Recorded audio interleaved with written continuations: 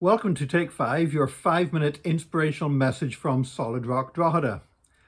There was a bit of kerfuffle in the UK this week over an incident involving the Chief Medical Officer there, Professor Chris Whitty. You may have seen this guy if you ever watch any of the UK news. He's always there in the news conferences beside the Prime Minister, and obviously has a big role to play in the fight against COVID-19.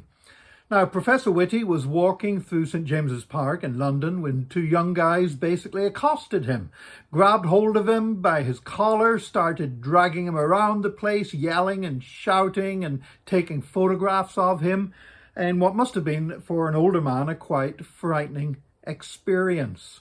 For Chris Whitty, it was probably even more of a traumatic experience than it would for many other people of his age, because his father, who was a British diplomat, was actually killed by terrorists in Greece when Chris Whitty was 17 years old. His father was in a car and he was suddenly approached by a guy from an Islamic terrorist organization who shot him in the head and killed him. So this man, who has already had his father attacked when he was a young man, had his father attacked and assassinated, now finds himself suddenly being grabbed by strangers and dragged around and pulled around and manhandled around the park.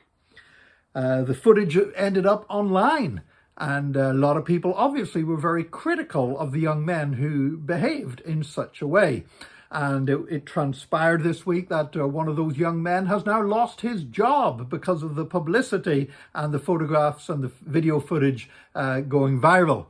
And that young man said, "I'm sorry if I made him feel uncomfortable." I just want to say that is no apology at all. When you say, "I'm sorry that you felt uncomfortable," or "I'm sorry if you got offended," what you're doing is you're putting the blame back on the person that you're supposed to be apologizing to. You're making out that the reason why there's a problem is not because you did something wrong, but because they are too easily offended or too easily made uncomfortable.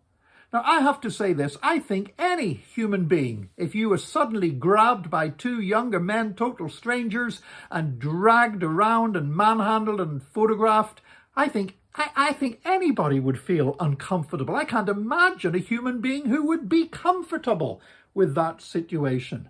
So to say, "I'm sorry if I made him feel uncomfortable," is a total non-apology. And to be honest, there are times when a bad apology is actually worse than no apology at all. Now, learning to apologize and apologize well is a skill that many people never master in their lives. The young man in this incident obviously has a lot to learn in that regard.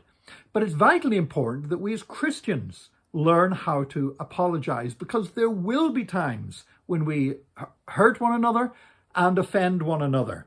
The church is not some place where nobody ever falls out and there's never any disagreements.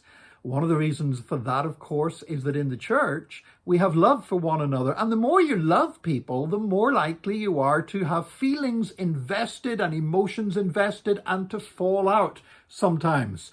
That's the reason why I can confidently say that I argue more with my wife than I do with anybody else in the world. And it's because I'm so close to her that sometimes we can wind each other up the wrong way. So what I'm saying is this: it's an important skill for us as Christians to learn to apologize, and to apologize well, and to apologize graciously. If you've done something that has hurt somebody else, don't say, "I'm sorry if you got offended." Don't put the blame on them because you hurt them, but take responsibility and say, "I'm sorry, I got this wrong, I blew it, I caused you pain, and I wouldn't want to do that, and please forgive me." I do believe that if we as Christians can learn to apologize well to one another, then we can achieve the aim of an apology, because the aim of an apology is not to deflect criticism. The aim of apology is not to make you even feel better about yourself.